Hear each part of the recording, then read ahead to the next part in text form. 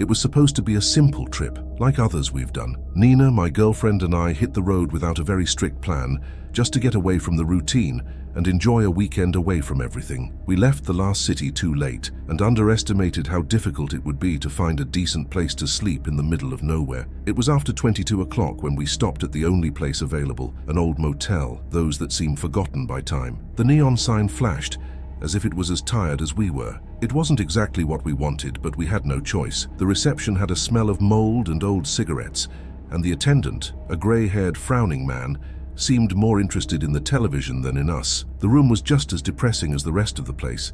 Faded wallpaper, a creaking bed at the slightest movement, and a yellowish light that seemed to worsen the fatigue. Nina made a comment about how the place looked like a horror movie set, and I laughed, but the truth is that there was something uncomfortable there, as if the air was too heavy. We didn't want to think about it and started to organize our things. It was then that I realized that the drawer of the bedside table was ajar. When I pushed it to close, it seemed to jam, as if there was something at the bottom. I tried to take the drawer out, but I couldn't. I decided to let it go, thinking it was. It didn't take long for us to start hearing a strange sound, something like whispers. It seemed to be coming from the walls. I thought it was the plumbing, but Nina swore it sounded like a voice. Nina tried to distract the tension by turning on the television, but the only channels available were with hisses and distorted images, as if no one had touched it for decades. She turned off the device with a frustrated sigh and lay down on the bed, while I took the opportunity to go to the bathroom. It was there that I noticed the first thing that really bothered me. The mirror was stained, but not in an ordinary way.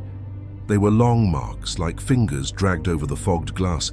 They looked fresh, even if there was no steam or moisture in the bathroom. I tried to convince myself that it must be old dirt and went back to the room without mentioning anything.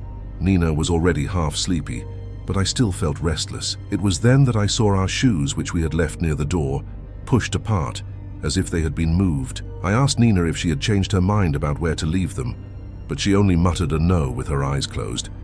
Maybe it was the accumulated fatigue, but the combination of the little things started to make me think. I decided to check the room, just out of conscience. I ran my hand behind the curtains, opened the creaking closet, and even took a look under the bed.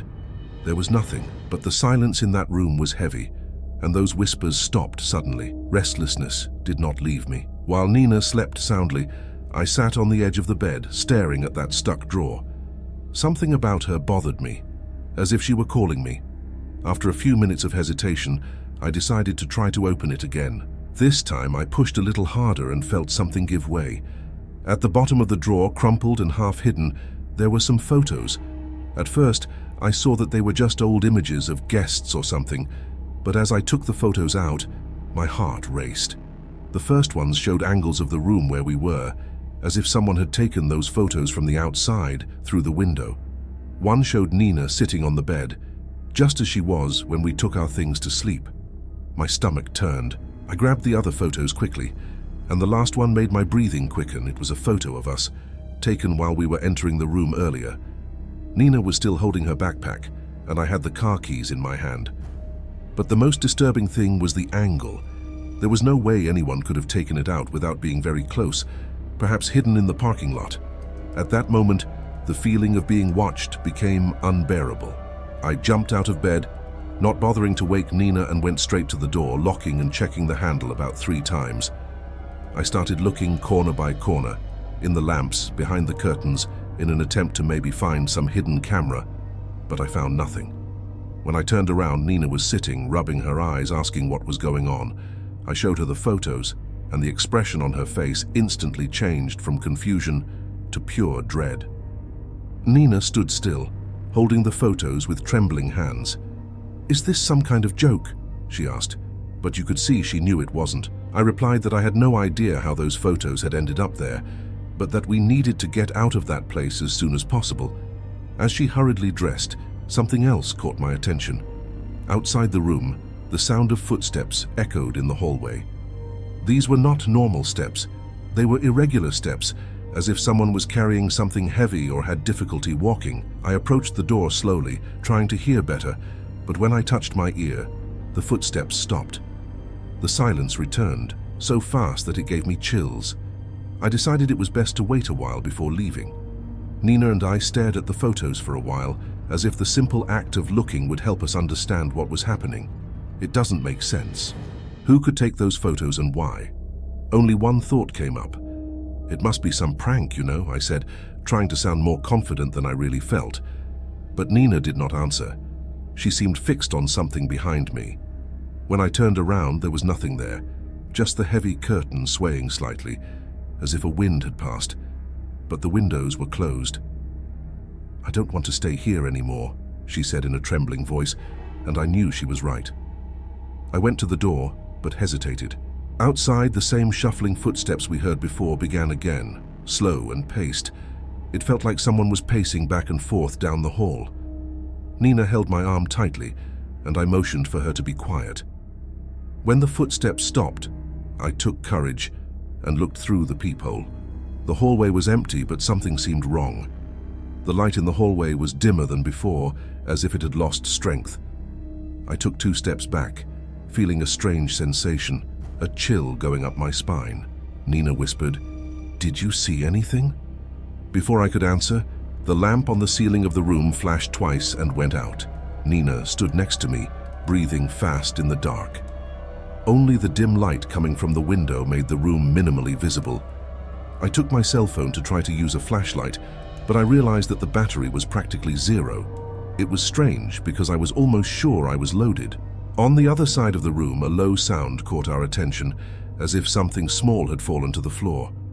I went in the direction of the sound and ducked. It was nothing that had fallen. It was a coin, apparently old, that I had never seen before. It was right in the center of the carpet, as if it had been placed there on purpose.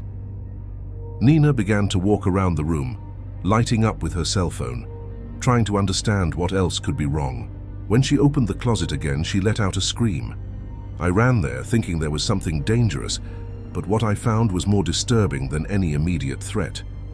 At the back of the closet, glued to the wall with old, yellowed tape, was a piece of paper. The writing seemed handmade, and the letters were so irregular that they were scribbled hastily. "You'll be next." That was it. Just that sentence, nothing more. Nina looked at me, and I realized she was about to cry. We stood there, not knowing what to do.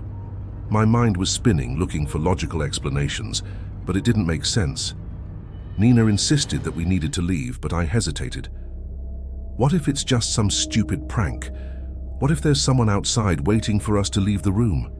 She was silent, but her expression showed that she understood the danger.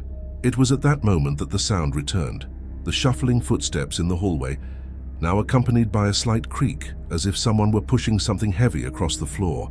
With every second, it seemed closer.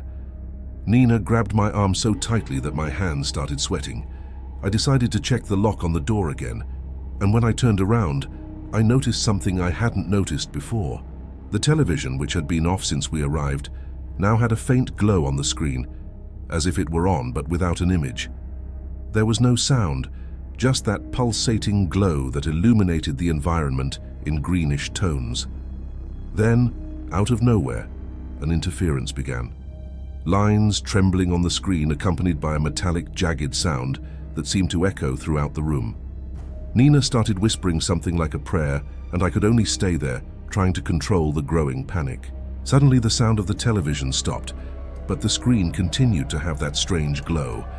I looked at Nina, who was pale, holding the phone as if it was her only connection to something real. "That's not happening," she whispered, almost voiceless. Before I could answer, we heard another sound coming from under the bed. It was a scratch, repetitive, like fingernails scraping against wood. I went there, more on impulse than out of courage, and I lowered myself slowly. I couldn't see anything but the darkness, but the sound stopped as soon as I got close. I felt a shiver creep up my arm, as if something invisible had just moved away. Nina began to cry, a low and contained cry, as she said that she could not stand to stay in that place anymore. I tried to comfort her, but honestly, I was also on edge. It was then that something even worse happened. The sound of footsteps returned, but this time it was not in the hallway. It was inside the room. The floor creaked slightly, each step going towards the bed. I held Nina and looked around, but there was nothing visible. The feeling was of being watched from all angles at the same time. "There's someone here," Nina muttered, and this time I knew she was right. The sound stopped abruptly, leaving a silence so heavy that I could hear my own heart beating in my ears. I decided to turn on the lamp on the bedside table, even though I was afraid of what the light might reveal. When the lamp illuminated the room, everything seemed normal, except for one thing. The bathroom door, which had been closed, was now completely open. Nina widened her eyes and began to retreat as I tried to process what I was seeing. On the mirror above the sink was something written, as if someone had run their finger over the layer of steam that shouldn't be there. 3 words stood out clearly. "You didn't leave." I tried to reason, but my head felt heavy, as if it was shrouded in a fog that made it difficult to think. "We have to get out of here now," Nina insisted, but I felt that something was holding us back, as if the room had become a trap. In fact, we didn't know if it was better to leave or stay there because outside we didn't know what we were going to find. But staying there wasn't the best option either. On an impulse, I grabbed the backpack with the intention of leaving anyway, but when I turned to the door, it was locked. I was sure I had unlocked it before I picked up the backpack, and the key was with me. I tried to turn the handle, but it wouldn't move. Nina began to sob in despair, and I stood there feeling as if the whole room was watching us. As I tried to force the handle, a noise echoed through the room, the sound of something heavy falling on the floor. When I looked in the direction of the sound, I saw that the television, which was previously fixed to the wall, now fell in the middle of the room, with the screen cracked, but still emitting that greenish glow. The air felt warmer, almost suffocating, and a strange metallic smell began to spread. We could no longer ignore it. Something there was playing with us, like a cat plays with its prey. Nina held my arm tightly, pointing to the window. "There. Did you see that?" she asked, almost voiceless. I looked where it indicated, and for a moment I thought I saw a shadow move outside, but it was impossible to be sure. We were on the 2nd floor, and there was no balcony or support there. "That's crazy," I muttered, trying to find some logic in it all. Nina started crying again, and this time I knew we had to act fast. I grabbed the lamp and hit the door handle hard, determined to get out of there anyway. With the door finally open, Nina darted into the hallway and I followed her close behind. But as soon as we crossed the entrance, something seemed wrong. The corridor was no longer as we remembered. The lights, which had previously been dim, now flickered, casting unsettling shadows on the walls. Also, there was something odd about the number of ports. It felt so much more than when we arrived. The corridor seemed to stretch endlessly, with rows of identical doors on either side, all closed. Nina stopped suddenly, holding my arm tightly. "This wasn't like this before," she murmured, her voice trembling. We started walking slowly, trying to understand what was happening. One door was the same as the other, with no numbering or distinctive sign. It was as if the motel had turned into a labyrinth with no way out. At times, we felt a draft coming from nowhere, cold and uncomfortable. Nina looked back, and her eyes widened. "The door, where's the door to our room?" When I turned, the aisle behind us was completely empty. No input, no output, just that endless path. As we walked down the hallway, I began to notice a low, almost imperceptible sound, like a buzzing sound. It was hard to tell where it came from, but it seemed to be everywhere at once. Nina was clinging to my arm, looking to the sides as if waiting for something to come out of one of the doors. Suddenly, we heard a dry crack, as if one of the doors had been unlocked. We stopped immediately, holding our breath. We looked towards the sound, but all the doors were still closed. However, the sound of a rotating doorknob began shortly thereafter, coming from somewhere in front of us. Nina started tugging at my arm, begging me not to continue. But there was something in me, perhaps pure despair, that made me want to understand what was happening. I began to walk again, each step echoing down the empty hallway. When we got close to one of the doors, we noticed that it was ajar. I looked at Nina, who shook her head in denial, but something made me push the door slowly. The room seemed empty, but on the floor right in the center there was a folded piece of paper. I took it carefully and opened it. It was written in big, shaky letters, "You never left here." As soon as I read these words, I felt my throat dry up. Nina led me back into the hallway, muttering repeatedly, "We need to get out of here now." But where to leave? The corridor seemed endless, and the further we walked, the more the doors multiplied, as if we were walking in circles. At one point, I realized that the buzzing had stopped, giving way to an uncomfortable silence enough to make me feel every beat of my heart. It was then that we noticed something even more disturbing. One of the doors in front of us was open, and a sound came from inside. A low, almost whispered voice saying something we can't understand. Nina hesitated, but before she could pull me back, the door slammed shut, as if it had been slammed by someone inside. The sound reverberated down the hallway, making the other doors tremble. We stood still, not knowing where to go. Nina squeezed my arm tightly, and I realized that we couldn't stay in that corridor any longer. We decided that somehow we would have to go back the way we came from, even if it meant facing that hallway one more time. I hold Nina's hand tight, and we start walking back down the hallway, trying to stay calm, although my heart felt like it was going to come out of my mouth. But at every step, something seemed wrong. The corridor was no longer the same as before. The details of the walls, the doors, everything seemed changed, as if the place was changing around us. I looked back, and Nina shook her head, her eyes wide. "There's no turning back," she whispered, pointing behind us.